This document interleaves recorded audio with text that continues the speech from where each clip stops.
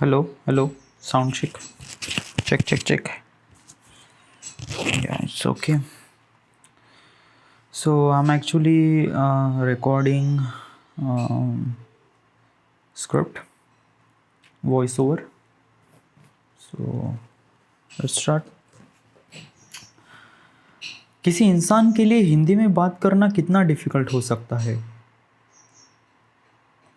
किसी इंसान के लिए हिंदी में बात करना कितना डिफ़िकल्ट हो सकता है? कितना डिफ़िकल्ट नहीं, कितना कठिन हो सकता है? किसी इंसान को हिंदी में बात करना कितना मुश्किल हो सकता है? इंस्टेड ऑफ डिफ़िकल्ट नहीं, जस्ट लाइक कितना मुश्किल हो सकता है?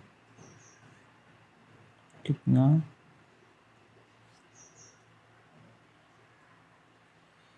MUSHI कितना मुश्किल हो सकता है? किसी इंसान के लिए हिंदी में बात करना कितना मुश्किल हो सकता है? If you ask a question which language is spoken in India, तो बहुत सारे लोगों का जवाब होगा Hindi. If you ask a question which language is spoken in India, तो बहुत सारे लोगों का जवाब होगा. If you ask which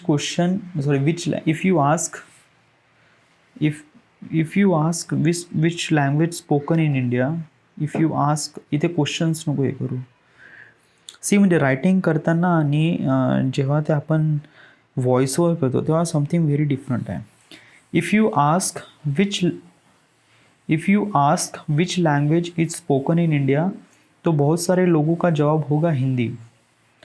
कुछ हद तक तो ये जवाब सही लगता है, पर ये पूरी तरह से सही है नहीं.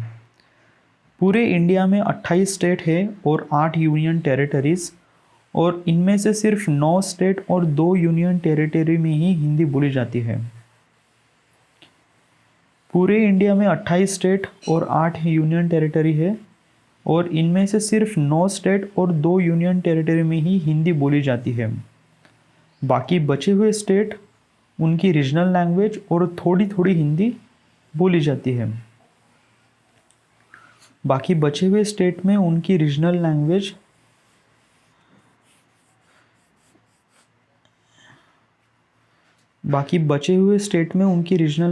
और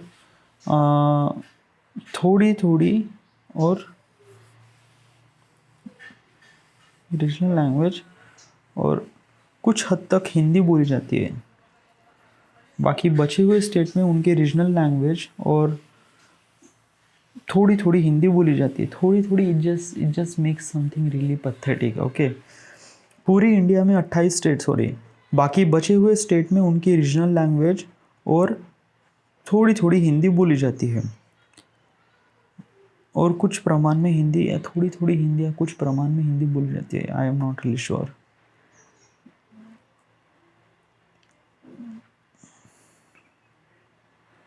बाकी बचे हुए स्टेट में उनकी रीजनल लैंग्वेज बोली जाती है. अकॉर्डिंग टू स्टैटिस्टिक, पूरे इंडिया में सिर्फ 43% लोग ही हिंदी बोलते हैं, हिंदी समझते हैं. पर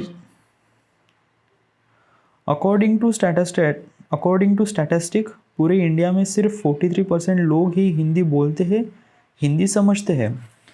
पर ये ऐसा क्यों है? हिंदी हमारी राष्ट्रीय भाषा होने के बावजूद भी इंडिया में बहुत सारे लोग हिंदी बोल या समझ क्यों नहीं पाते? अगर आप सोच रहे हैं कि रीजनल स्टेट की वजह से इंडिया में हिंदी इतनी ज़्यादा बोली नहीं जाती, तो शायद आप कुछ हद तक सही है, बट पूरी तरह से ये सही नहीं है. इंडिया में अगर कोई बच्चा पैदा होता है तो पहले वो अपने माँ बाप से और उसके सराउंडिंग से रीजनल लैंग्वेज सीखता है, और उसके बाद इंडिया में अगर कोई बच्चा पैदा होता है तो पहले वो अपने माँ बाप से और उसके सराउंडिंग से रीजनल लैंग्वेज सीखता है, और उसके बाद वो बच्चा अपने बेसिक एजुकेशन भी रीजनल लैंग्वेज में ही कंप्लीट होती है, जिससे वो बच्चा बड़ा होता है और उसकी हायर एजुकेशन के लिए थोड़ा सा चेंजेस करना. ओके, इंडिया में अगर कोई बच्चा पैदा होता है तो पहले वो अपने माँ बाप से और सराउंडिंग से उसकी रीजनल लैंग्वेज यानी उसकी मातृभाषा या रीजनल लैंग्वेज सीखता है।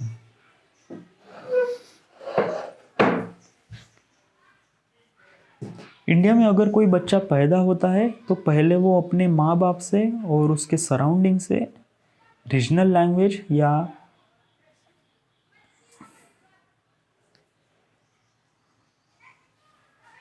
मातृभाषा यानी रीजनल लैंग्वेज सीखता है। इंडिया में अगर कोई बच्चा पैदा होता है तो पहले वो अपने माँ बाप से और उसके सराउंडिंग से उसकी मातृभाषा यानी उसकी रीजनल लैंग्वेज सीखता है और उसके बाद उस बच्चे की जो बेसिक एजुकेशन है वो भी रिलीजियस लैंग्वेज में ही कंप्लीट होती है।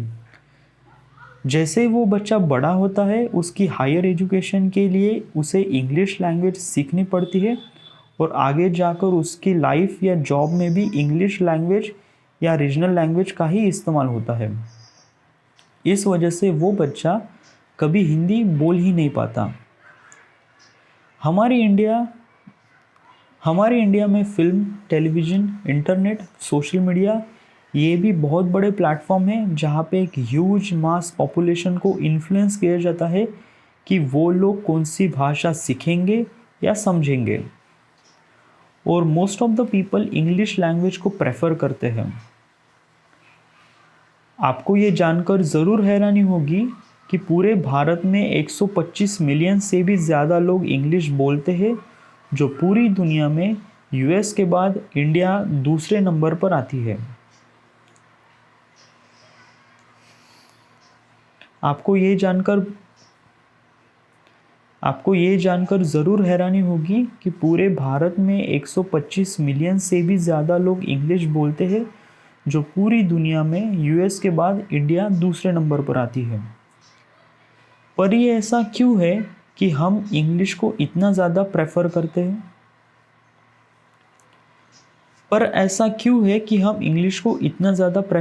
हैं? इसकी शुरुआत होती है 400 साल पहले, जब ईस्ट इंडिया कंपनी 1608 में भारत आई थी कच्चा माल और मसाले पदार्थ का व्यापार करने के लिए। तब भारत में रह रहे व्यापारियों और किसानों को एक बहुत अच्छा मौका मिला कि उनका माल विदेशों में बेचा जाए और ईस्ट इंडिया कंपनी भी यही चाहती थी। बेसिकली इज दॅट की जेव्हा रिटर्न करते ना, जेव्हा कोणती गोष्ट राईट करते तेव्हा समथिंग व्हेरी डिफरंट आहे ना, तेव्हा आपण वर्ड बाय वर्ड विचार करतो, बट जेव्हा आपण बोलतो तेव्हा very something really different. Okay, ये जानकर ज़रूर हैरानी होगी कि पूरे भारत में 125 मिलियन से भी ज़्यादा लोग इंग्लिश बोलते हैं, जो पूरी दुनिया में यूएस के बाद इंडिया दूसरे नंबर पर आती है। पर यह ऐसा क्यों है कि हम इंग्लिश को इतना ज़्यादा प्रेफर करते हैं? इसकी शुरुआत होती है 400 साल पहले, जब ईस्ट इंडिया कंपनी 1608 में भारत आई थी कच्चा माल और मसाले पदार्थ का व्यापार करने के लिए। तब भारत में रह रहे व्यापारियों और किसानों को एक बहुत अच्छा मौका मिला कि उनका माल विदेशों में बेचा जाए और उससे ज़्यादा प्रॉफिट कमाया जाए, और ईस्ट इंडिया कंपनी भी यही चाहती थी। अगर दो पार्टी में कम्युनिकेशन जितना अच्छा होगा उतना ही अच्छा उन दोनों में व्यापार होगा, और इस अच्छा व्यापार और अच्छे संबंध के लिए भारत के व्यापारियों या किसानों ने इंग्लिश बोलना है, इंग्लिश लैंग्वेज। इस अच्छा व्यापार या अच्छे संबंध के लिए भारत के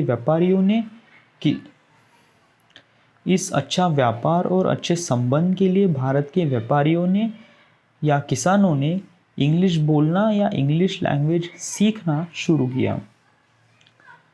पुराने ज़माने से ही इंग्लिश सीखना या इंग्लिश में बात करना ये एक हाई स्टैंडर्ड या हाई एजुकेशन को रिप्रेजेंट करता है, और ये आज भी होता है। इसलिए हम इंग्लिश बोलने वाले लोगों को एक रिस्पेक्ट से देखते हैं और चाहते हैं कि हम भी इंग्लिश में बात करें ताकि हमें भी लोग रिस्पेक्ट से देखें। बट मैं ये सारी बातें आपको क्यों कह रहा हूँ? Basically I born in Maharashtra, तो मेरी मातृभाषा मदर टंग, सॉरी, पहला इतने रिकॉर्ड कर लेते हैं।